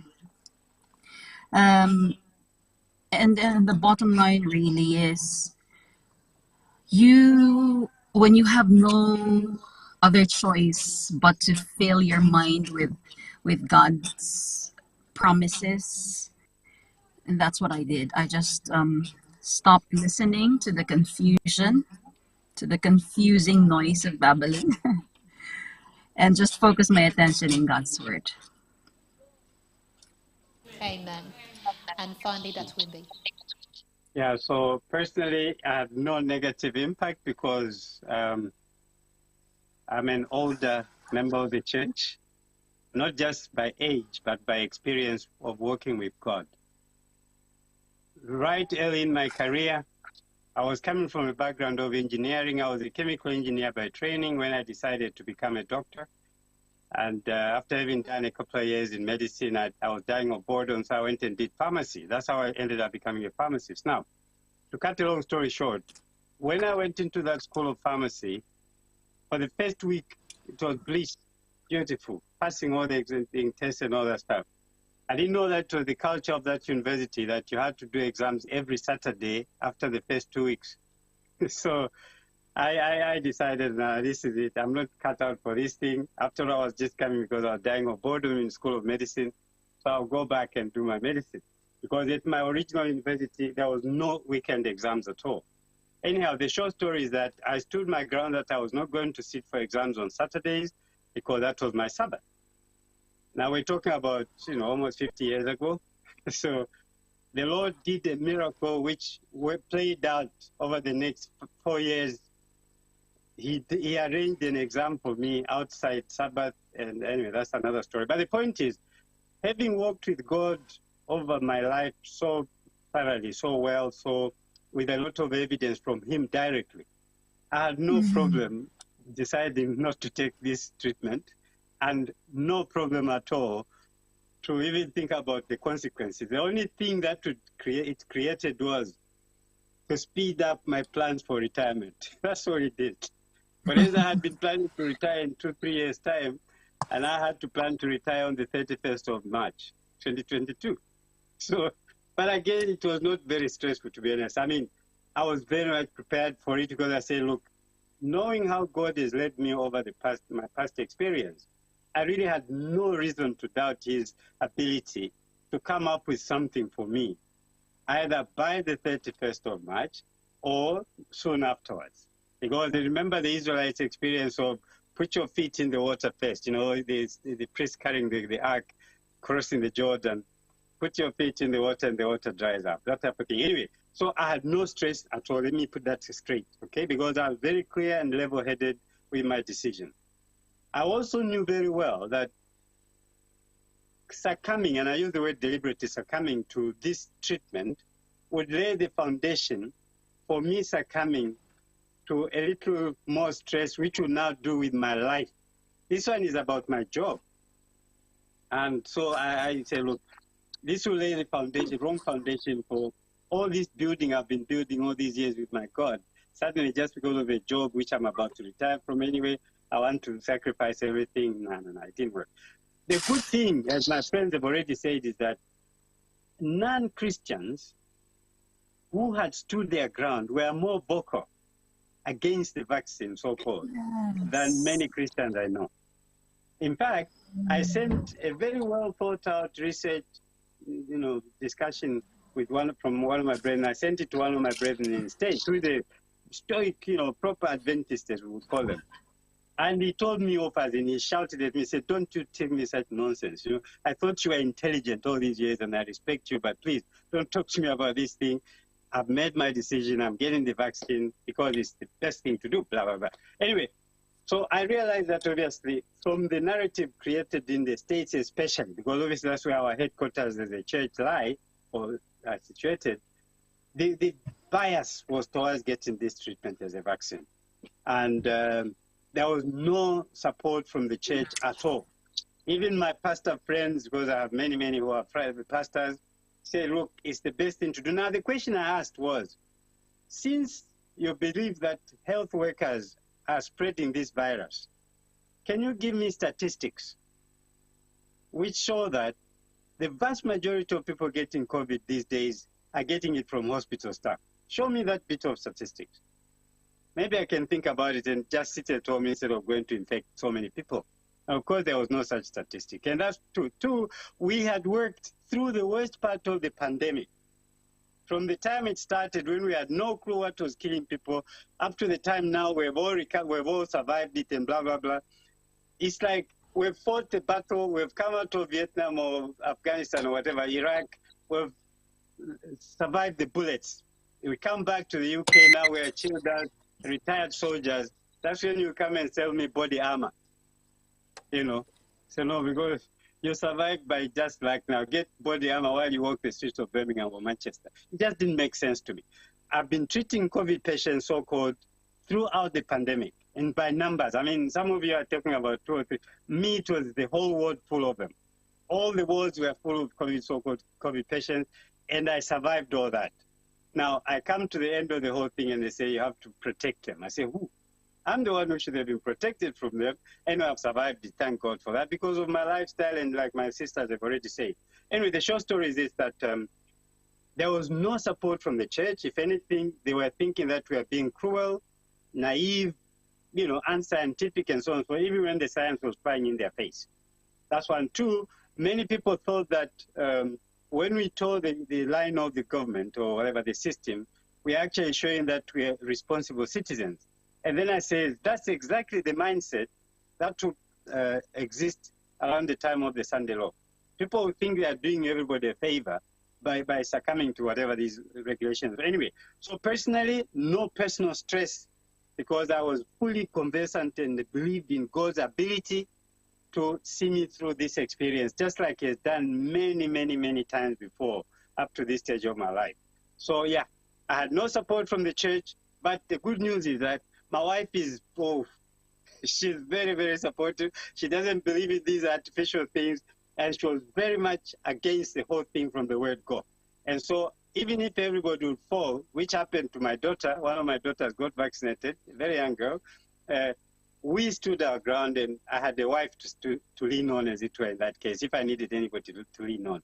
The other thing I wanted to say was this lack of information on long-term effects really scared me, because as a scientist, I could see the impact of this treatment on so many systems in the human body that many of our people would no longer have the ability to have children.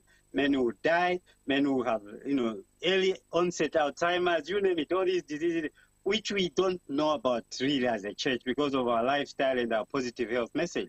Just by succumbing to the vaccine, we will no longer have that protection, at least for those of them who have decided. But that's their choice. Again, I wouldn't push anybody again, knock their heads against anything.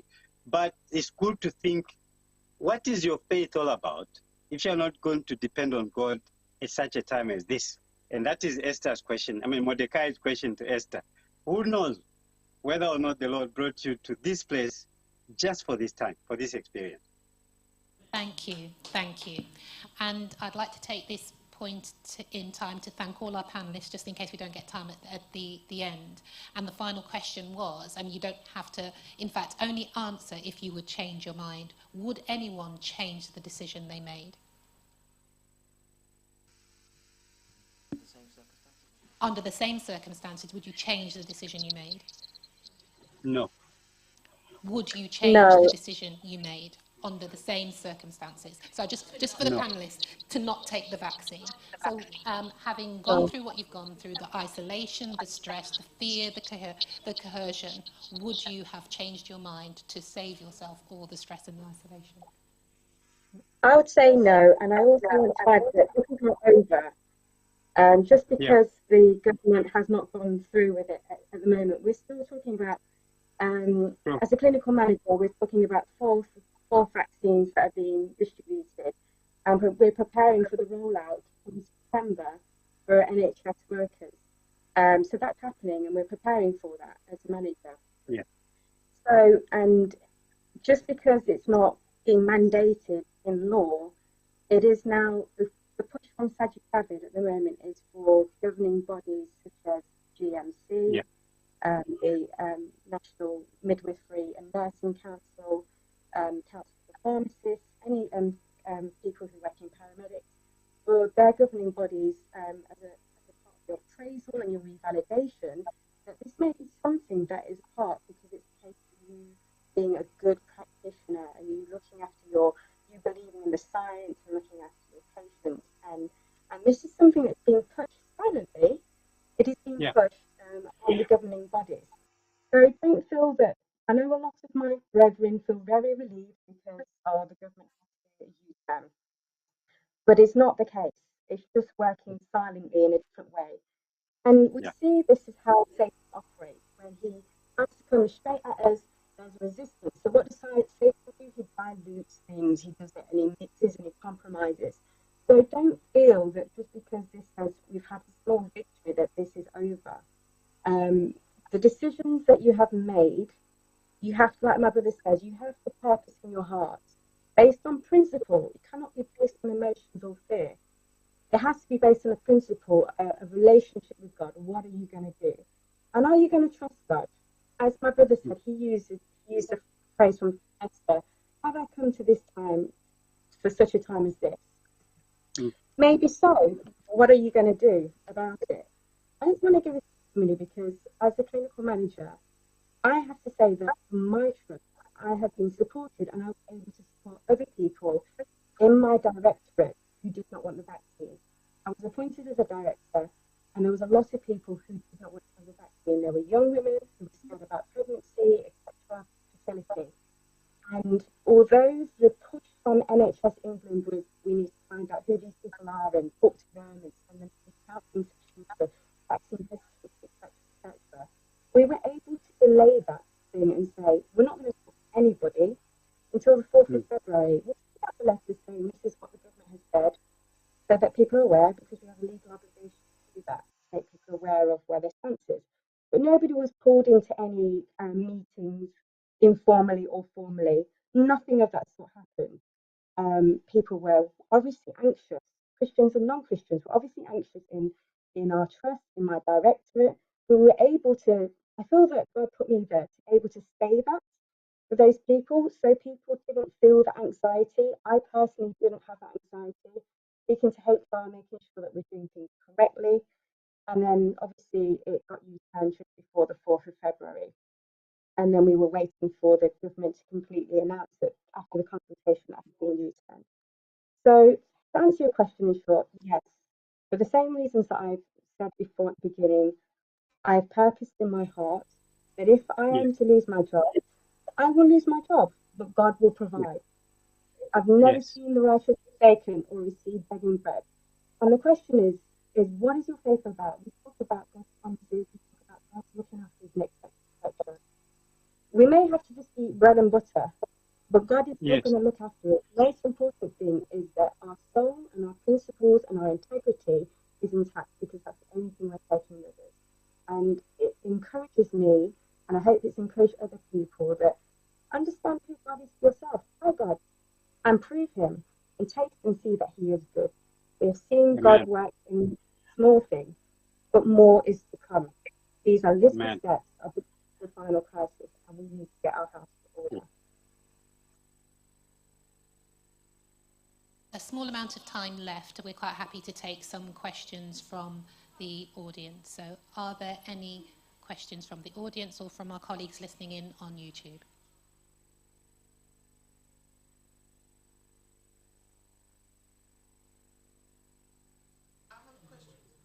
Is there a roving mic, please, for the individuals? Take this one.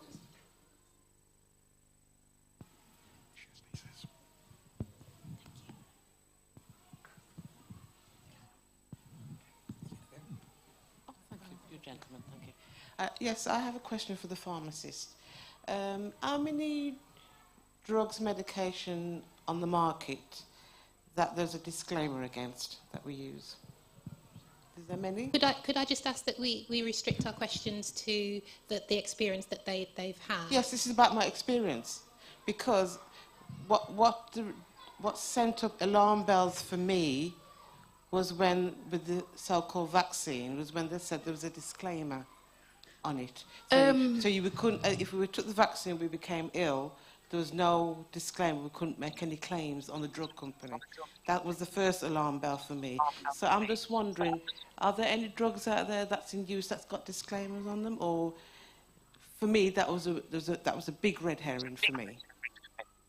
Yeah, what we saw with the COVID vaccines, to be honest, if you think about it, yeah, what we've seen with these vaccines is what we've never seen before. Like, for example, we've never seen vaccines manufactured, tested this quickly and available in the public. And also as well, it is a unique situation that we're in, that that no one would be held accountable for any potential harm that individuals was to face if they, had some kind of adverse event to the vaccine.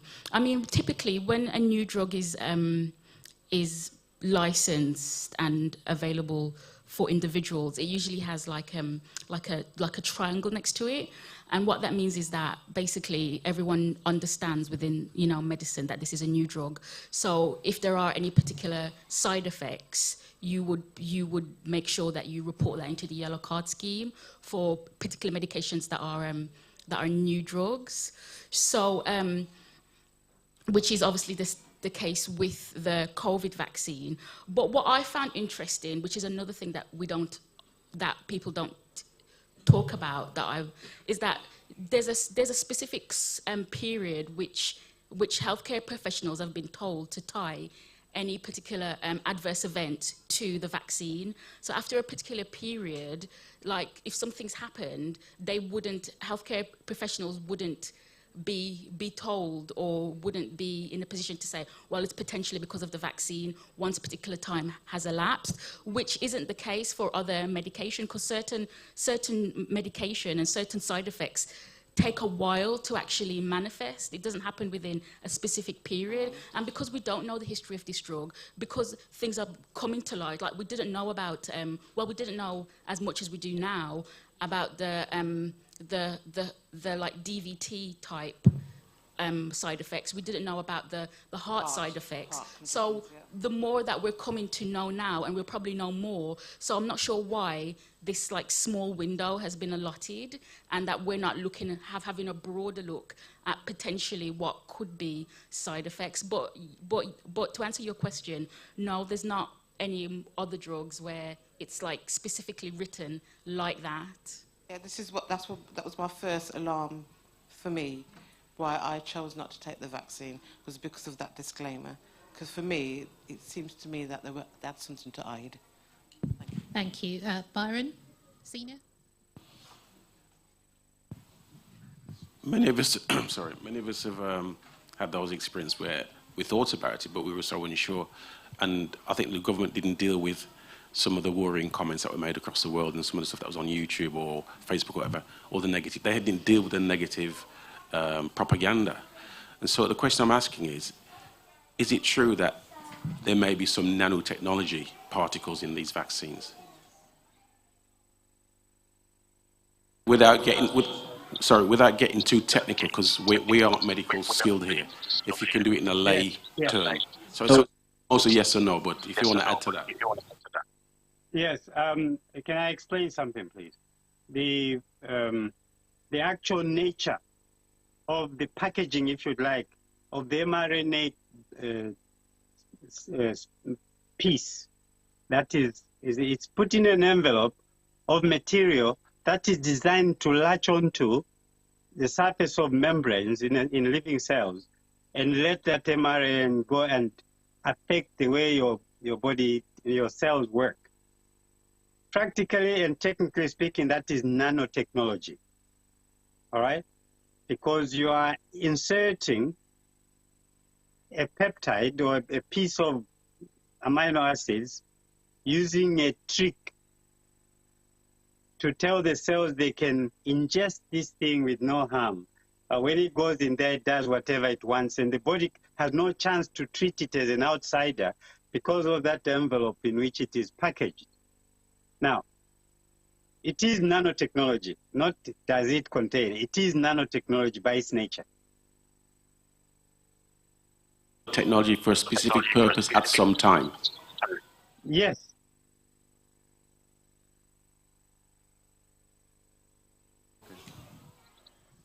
I have a question for the panel. I've been having several discussions with various pastors about, the situation, the mandates our members are facing, and the support that's been provided to our members who are affected. And one pastor said to me, well, what can they do? So I'd be interested in hearing from the panel what support they think would have helped from the church and from ministers, from elders. If something like this should happen again, what would you like the church to do to better support you?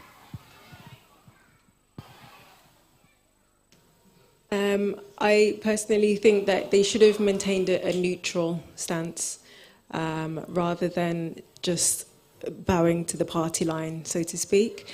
I think Colleen already mentioned it would have been nice if there had been a possibility of having an open forum where people could come and discuss, where they could provide support to those who chose for whatever to have the vaccine, but also to those who for whatever reason chose not to. I know there were situations, or I've heard of situations where people were being hounded by their bosses at work as to why they hadn't had the vaccine, and they said, I have a religious exemption, and they say, well, actually, no, because the official line of your church is that you should have it. And I think that just made the situation a lot more difficult for those of us who had made the decision that actually this is not something that was appropriate for us. As we mentioned, it may have been appropriate for some people. We know that COVID affects mainly those who are elderly, those who are more than 80, those who are overweight, those who have comorbidities. And for people like that, they may have decided that it was entirely appropriate for them to have the vaccine. But for those of us who are young, fit, healthy, well, the risk-benefit ratio was absolutely not the same. We were at a lot more risk from the vaccine than having the benefit. And to have this kind of blanket one-size-fits-all approach was really unhelpful.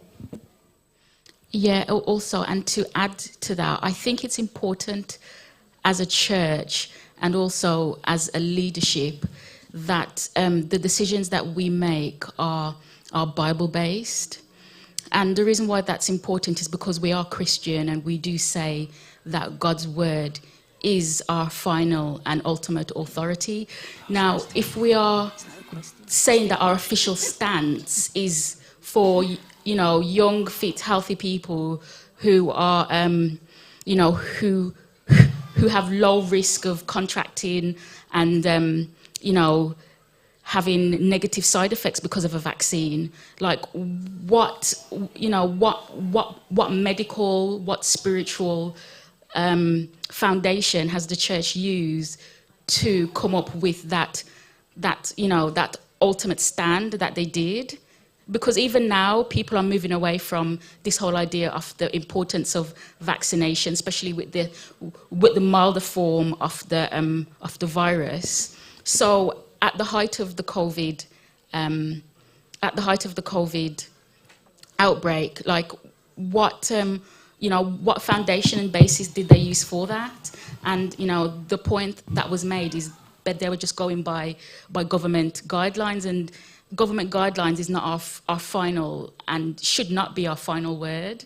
And there was no biblical, stance for the stance that they took, and therefore it should have been neutral. It should have been individuals that want to take the vaccine because they've been told to and probably are at a higher risk, could take it. But for those who decided not to take the vaccine, there should not have been almost like a stand against them to say that, they were doing something wrong, because, what biblical foundation was that based on? Because there's nowhere in the Bible where it says that, you have to take, a vaccine. Neither is there a principle that leads us to that understanding of how we should interpret the situation that we find ourselves. Okay, we've got 5 minutes left. Okay. Just quick questions. I was just going to make just a really quick point just before the next question. I'll make it as brief as I can. One of the things I was going to say is, I think one of the ways that would be useful for the church to do, but it's not just for the church, it's for every individual to do, is to do something that we're taught to do with the Bible, but with everything else. So with the Bible, we're taught that we shouldn't just hear and accept something that we hear, regardless of where it comes from, regardless of the authority from where it comes from. So that really we ought to be putting God's word above even a king or above any authority. So the same principle that applies biblically we must apply in every other aspect. But also the converse is true, where we've, like a lot of us have learnt that through this experience, to be analytical of everything that comes from media, everything that comes from whatever source of authority, to really analyze it and see if we can understand it for ourselves. And therefore, the same is true of the Word of God and of the Bible. The same principle will apply. And church encouraging that, the spirit of go and do it for yourself, go and see for yourself, is not just a thing that the church should do, but something that it's an individual thing that everyone ought to do. Thank you. We'll take two final questions. So my sister here and sister on the right-hand side. Sorry. Okay, three. Okay. I'm not actually going to ask a question. I just wanted to say, when this happened, this was a time for us as SDA to shine, to allow God to shine in this body. Because there was a church, a Sunday church in the US, and they decided they weren't going to be sitting 6 feet apart. They weren't going to shut down the church. They were going to stand solidly on the Word of God and let God do His thing. This, for me, was what we, as the head and not the tail, should have done. I believe we would have seen God work tremendously for us had we done that. Thank you for that point. Where else are we?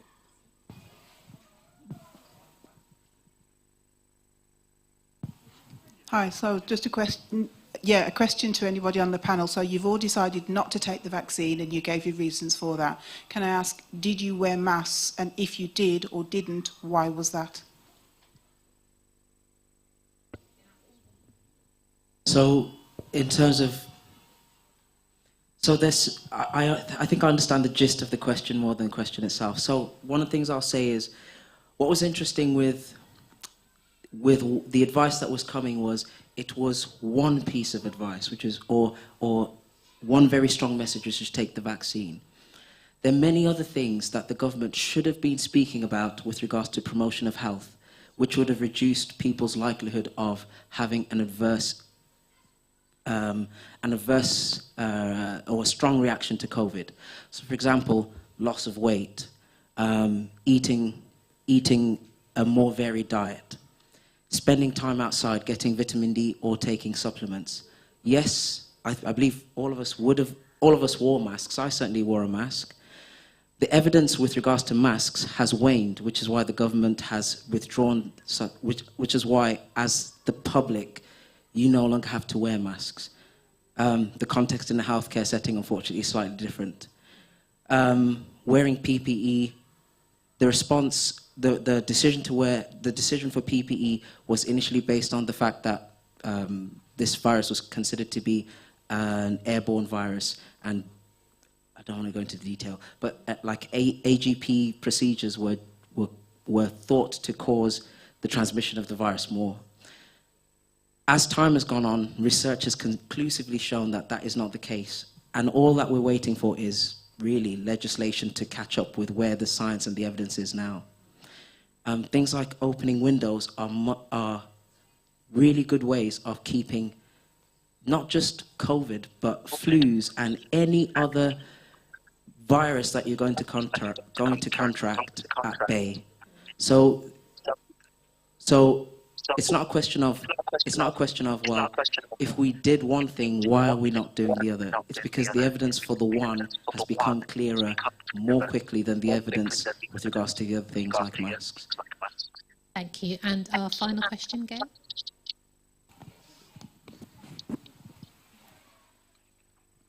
No, it was just a statement. I think moving forward, we need to have more discussions like this. But I think we need to just have a more open, like, to see both sides of it, because I ain't got enough time to go into the personal. But I understand both sides very strongly, very, very understanding. And being a staff nurse working at New Cross, seeing people slip through our fingers, young and old, die of COVID, die of DVTs because of having the vaccine, or the strokes, or whatever, seeing both sides of it, but then also seeing the other elements like personal life, not being able to travel, not being able to see my partner, my son's father, because I'm not vaccinated, and other things like that. The stresses and the issues that all of us went through, whether for or against, has been a lot. So I think us as a unit, as a family, as a church, need to have more discussions about it, and then support each other on that neutral basis to, you know, support each other if it's for or against, and continue to pray together and to see what in God's word, you know, what to do and where to go next, you know, whether it's an individual basis or whatever. But as a unit, we definitely need to come together even closer and have more discussions about this. Thank you very much, and that's a really good statement for us to end on. And I'll just summarise by saying thanks again to our panel. Some really personal stories shared here, and they are all personal and individual. These individuals have come as volunteers to share their stories with you. Clive started out by saying this wasn't an anti-vaxxer conversation. It was about people sharing their experiences. It's not pro-vaccine, it's not anti-vaccine, but it's just saying that something that started off as a medical, clinical issue, I think it was stated that mentioned, gradually became one that was spiritual. And it's about knowing where you stand. And I think a letter mentioned that it's not gone away. This is the beginning of birth pains. So let us stand fast to what we believe and not let us be shaken by the propaganda that's around us. And the final three words that I want to leave with you is one that Frecci said straight at the beginning about fear, confusion, and then coercion, because we know that Sunday law is around the corner. So God bless you all. Thank you again to our panel, and may we stand fast on what we believe, and that is Jesus Christ as the foundation of our faith and his soon coming. Could I ask our chairman of the RLAC committee to come forward and pray for us?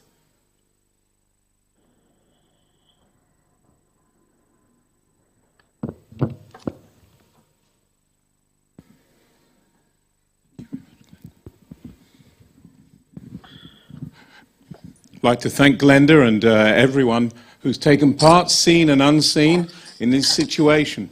Whatever our views and whatever the situation is, we know that these are precursors for issues that shall come later on. We must be careful always to stick to prophecy and not mislead. There were some who were saying at the time that the vaccine is the mark of the beast. We must not throw away the prophecy that we've taken so long to learn. A beast in prophecy is a kingdom. And not get overexcited so that we don't get tricked and cry wolf. But the principle of coercion against trusting God, this is the thing that comes through. And this is why it becomes a dry run or a dummy run. Thank you all for your attention. It's been long, but it's been worthwhile. I'd like to thank all those on the panel in different parts of the panel. And particularly, I'd like to thank Glenda and Clem and the PA people and Paul, who's worked behind the scenes, and all the other members of the team, and Lascelle, who's here, who's going to splice things together for something else that we need. But I shan't take any more time. I just want to thank you all for your patience and for being here. Let's call on God. Eternal Father, we thank you for our lives. And we've been through, over the last 2 years, some difficult times. Some of us, many of us, have lost loved ones in different ways, and we have to go forward in this life. But really, it would be wonderful to meet all these people again on the right side of the future, because we are on the right side of history down here. Please be with each one of us. Please be with our families. Keep us safe and help us to study and understand and pray and trust and use opportunities as witnessing opportunities to speak to other people. However the world turns, whatever happens, help us to be in the right place. We thank you for your great love and your kindness. Please strengthen and comfort all those who are having to deal with the things that they're facing at this time, but help us to keep our eyes on the prize and on Jesus and the correct understanding of prophecy and how it manifests itself in this world, the ideal principle of freedom of choice and freedom of conscience that needs to be defended at all times. We ask in Jesus' name. Amen. Amen. Thank you. Thank you very much. Thank you, Glenda. And thank you, Pat.